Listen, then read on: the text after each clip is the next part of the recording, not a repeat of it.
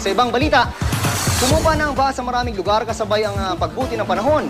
Pero problema naman ang naiwang putik at basura. Narito ang report ni Lea Alves. Matapos humupa ang baha, makapal na putik ang tumambad sa mga taga-barangay Banaba, San Mateo, Rizal. Para mapadali ang paglilinis, tumulong ang mga tauhan ng Bureau of Fire Protection sa pagbubuga ng tubig sa mga kalsada. Tulong-tulong naman sa pagwawalis ang ilang residente. Nirasyonan din sila ng malinis na tubig.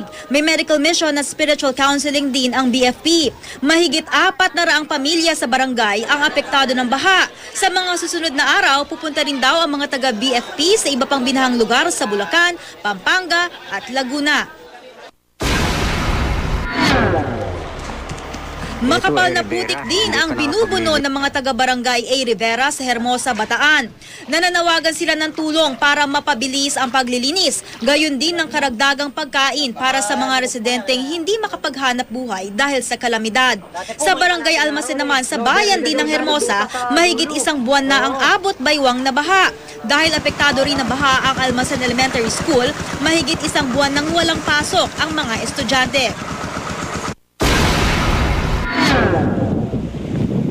Unti-unti namang humuhupa na ang baha sa ilang lugar sa Bulacan. Ang dating abot bewang na baha sa barangay San Agustin at Santo Niño sa Hagonoy, abot tuhod na lang. 15 sa 26 na barangay na lamang ang lubog sa baha. Tumaas ang bilang ng mga tinamaan ng dengue sa Ilocos Norte matapos manalasa ang bagyo. Sa Lawag, umabot na sa 139 ang kaso ng dengue. 20 ay mga bata. Puspusan na ang paglilinis sa maruruming kanal at bakuran na pinamumugaran ng mga lamok.